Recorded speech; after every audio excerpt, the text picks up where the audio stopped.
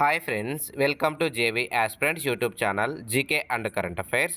And ఇంకెవరైనా మన ఛానల్ని సబ్స్క్రైబ్ చేయకపోతే తప్పకుండా సబ్స్క్రైబ్ చేసుకోండి. అండ్ ఫర్దర్ అప్డేట్స్ మిస్ అవ్వకుండా ఉండాలంటే బెల్ ఐకాన్ కూడా క్లిక్ చేయండి. అప్పుడే మేము చేసే వీడియోలు మీకు నోటిఫికేషన్ రూపంలో వస్తాయి ఫ్రెండ్స్. ఓకే, అండ్ ఈ వీడియోలో మనము statue of social justice. So ఇది చాలా ఇంపార్టెంట్, ఇటీవల వార్తలో నిలిచింది.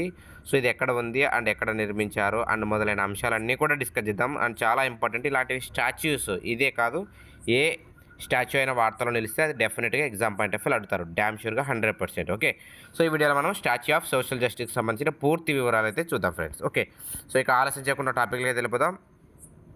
సో వీడియో చూస్తున్న ప్రతి ఒక్కరు కూడా లైక్ కొట్టండి. అండ్ అప్పుడే మన ఛానల్ గురించి ఎక్కువ మందికి తెలుస్తుంది అండ్ ఛానల్ అనేది గ్రోత్ అవుతుంది ఫ్రెండ్స్. ఓకే,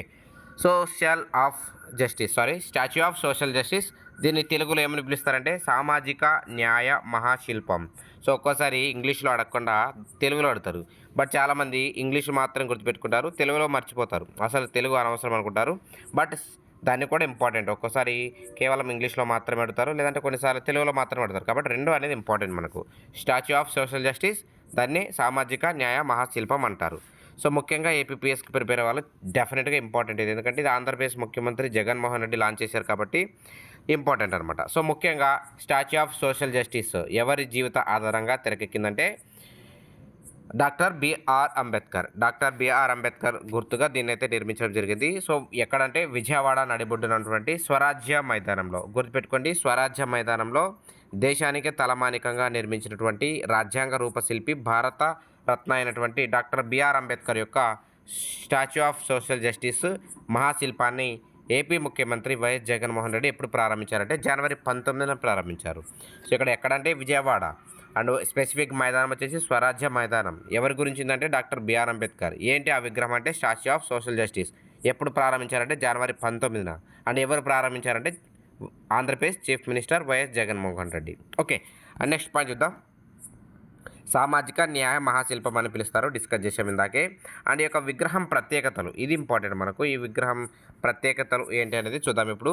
సో ప్రపంచంలోనే అత్యంత ఎత్తైన అంబేద్కర్ విగ్రహం ఇది. సో చాలా చాలా ఇంపార్టెంట్. ప్రపంచంలోనే ఎగ్జామ్లో మీకు డైరెక్ట్ క్వశ్చన్ అడుగుతారు, ప్రపంచంలోనే అత్యంత ఎత్తైన అంబేద్కర్ విగ్రహాన్ని ఎక్కడ ఏర్పాటు చేశారంటే విజయవాడ స్వరాజ్య మైదానంలో. ఓకే, అండ్ ఈ యొక్క మొత్తం విగ్రహం ఎత్తు, దాని బాటమ్ అండ్ మొత్తం విగ్రహం కలుపుకుంటే 206 అడుగులు. సో 206 అడుగులు. ఇది ఒక కాంస్య విగ్రహం, బ్రాంజ్. అండ్ ఇక్కడ చూద్దాం, ఈ యొక్క విగ్రహం ఎత్తు, ఓన్లీ విగ్రహం ఎత్తు మాత్రమే అడిగితే మాత్రం 125 ఫీట్స్ అని చెప్పాలి మీరు. ఓకే, అండ్ కింద పీఠం, మనకు పీఠం ఉంటుంది కదా, విగ్రహం కింద పీఠము, దాని యొక్క అడుగులు వచ్చేసి 81 అడుగులు. సో మీరు కన్ఫ్యూజ్ అవ్వాల్సిన అవసరం లేదు. టోటల్ మొత్తం ఈ యొక్క పీఠము మరియు విగ్రహం రెండు కలిపితే 206 అడుగులు అవుతుంది. కేవలం విగ్రహం ఎత్తు మాత్రమే 125 అడుగులు అవుతుంది. కాబట్టి కన్ఫ్యూజ్ అవ్వాల్సిన అవసరం లేదు, మీకు క్లారిటీగా రాశాము ఇక్కడ. ఓకే, అండ్ నెక్స్ట్ ఈ యొక్క కింది పీఠం సైజు 3481 చదరపు అడుగులు ఉంటుంది. అండ్ దీన్ని మనం పెడస్టల్ అని పిలుస్తారు. అంటే ఏంటి, దాని యొక్క కింది పీఠం అని. ఓకే, దాని యొక్క అది ఎంత ఉంది సైజు 3481 చదరపు అడుగులు. అండ్ పెడస్టల్లో G+2తో గదుల నిర్మాణం కూడా ఉంటుంది. అండ్ ఇవన్నీ కూడా మీకు అడుగుతారా అంటే చెప్పలేం, ఒక్కోసారి అడిగే ఛాన్స్ అయితే ఉంది, కాబట్టి ప్రతి పాయింట్ని ఇక్కడ డిస్కస్ చేస్తున్నాము. Okay, and next 4th point చూస్తే బౌద్ధ వాస్తుశిల్పి కళలో ఉన్నటువంటి కాలచక్ర మహామండల డిజైన్తో పీఠాన్ని ఏర్పాటు చేశారు. సో ఇలాంటివి డిజైనింగ్స్ ఏ యొక్క వాటితో ఏర్పాటు చేశారనేది ఇంపార్టెంట్ మనకు. 4th పాయింట్ ఒకసారి చూస్తే బౌద్ధ వాస్తుశిల్ప కళలో ఉన్నటువంటి కాలచక్ర మహామండల డిజైన్తో దీన్ని ఏర్పాటు చేశారు.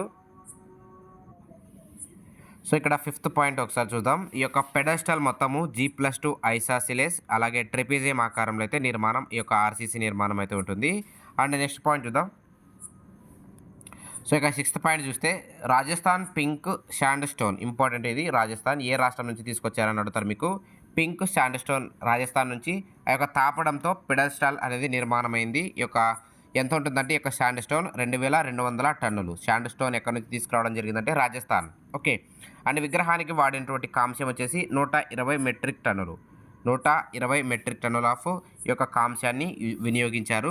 అండ్ విగ్రహం నిర్మాణం లోపల దాన్ని మనం ఆర్మేచర్ అని పిలుస్తారు. దానికి వాడినటువంటి స్టీల్ వచ్చేసి 400 మెట్రిక్ టన్నులు. 400 మెట్రిక్ టన్నులు. అండ్ విగ్రహాన్ని హనుమాన్ జంక్షన్ వద్ద, సో ఈ యొక్క హనుమాన్ జంక్షన్ వద్ద శిల్పి ప్రసాద్ ఆధ్వర్యంలో కాస్టింగ్ చేశారు. ఇంపార్టెంట్ పేరు, శిల్పి ప్రసాద్ ఆధ్వర్యంలో కాస్టింగ్ చేయడం జరిగింది. అండ్ ప్రపంచంలో అత్యంత ఎత్తైన అంబేద్కర్ విగ్రహం ఇది. సో ఇందాకే డిస్కస్ చేసాం. అండ్ మొత్తం అడుగులు వచ్చేసి 206 అడుగులు. అండ్ కేవలం విగ్రహం ఎత్తు మాత్రమే అంటే 125 అడుగులు. 125 అడుగులు. Okay friends. అండ్ నెక్స్ట్ ఈ యొక్క డాక్టర్ బిఆర్ అంబేద్కర్ స్వరాజ్ మైదానం. ఇందాక మనం కేవలం అంబేద్కర్ విగ్రహానికి సంబంధించిన విశేషాలు తెలుసుకున్నాం. అండ్ ఇప్పుడు కేవలం స్వరాజ్య మైదానం, ఈ యొక్క స్వరాజ్ మైదానం గురించి అయితే డిస్కస్ చేద్దాం. అండ్ ఈ యొక్క స్వరాజ్ మైదాన్ని విజయవాడలో అయితే ఏర్పాటు చేశారు. 404 కోట్ల వ్యయం. బడ్జెట్ గుర్తుపెట్టుకోండి, అడిగే ఛాన్స్ అయితే ఉంది. సో ఇది చాలా ప్రతిష్టాత్మకమైనది కాబట్టి ఎగ్జామ్ పాయింట్ ఆఫ్ వ్యూలో ప్రతి పాయింట్ కూడా చదువుకోవాలి. ఓకే. అండ్ ఈ యొక్క 404 కోట్ల వ్యయంతో ఈ యొక్క స్వరాజ్ మైదానాన్ని అయితే తీర్చిదిద్దడం జరిగింది. అండ్ 18 పాయింట్ ఎన్ని ఎకరాల్లో మీకు అడుగుతారు. 18.81 ఎకరాలు. ఒక్కోసారి ఈ యొక్క 18.81 ఎకరాలు లేకుండా సుమారు లేదా దాదాపు అనే పదాలను ఎగ్జామ్లో మీకు అడుగుతారు. సో దాదాపు అంటే 18 ఎకరాలు లేదా 19 ఎకరాలు. సో ఇలా మీరు క్వశ్చన్ బట్టి ఆన్సర్ చేయాల్సి ఉంటుంది. ఓకే.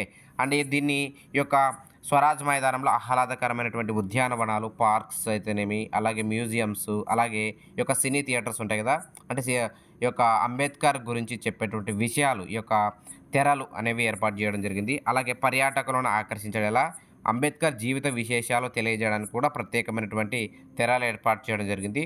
అండ్ ఎక్స్పీరియన్స్ సెంటర్ కూడా ఏర్పాటు చేశారు. అంటే డాక్టర్ బిఆర్ అంబేద్కర్ యొక్క జీవిత విశేషాలను తెలియజేయడం కోసం ఎక్స్పీరియన్స్ సెంటర్ కూడా ఇక్కడైతే ఏర్పాటు చేయడం జరిగింది.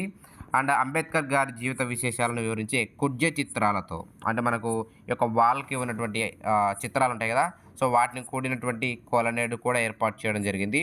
అలాగే 2000 మంది కూర్చునేలా కన్వెన్షన్ సెంటర్ కూడా.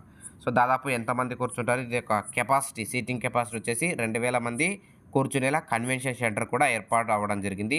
అలాగే 8000 చదరపు అడుగుల విస్తీర్ణంలో ఫుడ్ కోర్ట్ కూడా ఏర్పాటు చేశారు. సో మొత్తంగా ఇక్కడ టోటల్ ఆల్ ఇన్ వన్ అనేవి అవైలబుల్లో ఉంటాయి. ఈ యొక్క టూరిస్టులు కూడా ఇది ఒక విజిటబుల్గా యూజ్ఫుల్గా ఉంటుంది. అండ్ ఈ యొక్క శృతి మనం ఆవరణలో మ్యూజికల్ వాటర్ ఫౌంటైన్లు, అలాగే శృతి వనం చుట్టూ ఉదయం సాయంకాల వేళలో వాకింగ్, జాగింగ్, సైక్లింగ్ చేసుకునేలాంటి వివిధ మార్గాలు అనేవి అన్నీ కూడా ఉన్నాయి. సో మొత్తంగా చూసుకుంటే ఇది ఒక ఫ్రీ ఆఫ్ జస్ట్ స్టాచ్యూ అని చెప్పొచ్చు. అంటే అన్ని రకాలుగా ఉపయోగపడుతుంది ఈ యొక్క స్టాచ్యూ. అంటే మనకు వాకింగ్, జాగింగ్, సో ఇందాక అన్నీ డిస్కస్ చేసాం కదా, సో వాటన్నిటికి కూడా ఈ యొక్క స్మృతి వనం అనేది యూజ్ఫుల్గా ఉంటుంది.